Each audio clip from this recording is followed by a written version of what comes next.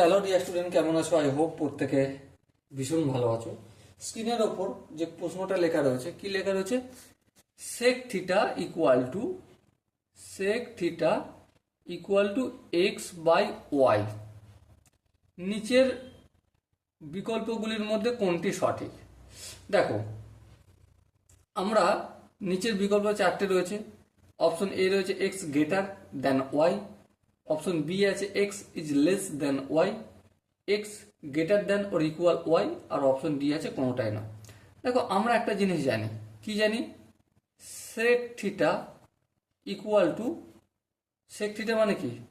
অতিভুজ বাই ভূমি। হ্যাঁ, অতিভুজ বাই ভূমি, কস থিটার উল্টো, তাই না? অনন্য। তাহলে অতিভুজ কি হয়ে যাচ্ছে এখানে? এইটার সঙ্গে ম্যাচ করলে এক্স, আর ভূমি কি হয়ে যাচ্ছে? ভূমি হয়ে যাচ্ছে ওয়াই। হ্যাঁ, ঠিক। যদি তাই হয় তাহলে লক্ষ্য করো, কি লক্ষ্য করবে? যে এখানে অতিভুজ সমান কি? এক্স হয়ে দাঁড়ালো, আর ভূমি সমান কি হলো? ওয়াই হয়ে দাঁড়ালো। তাহলে অতিভুজ সবসময় কি হয়? এই 90 ডিগ্রির সাপেক্ষেই তো আলোচনা করা হয়, তাই না?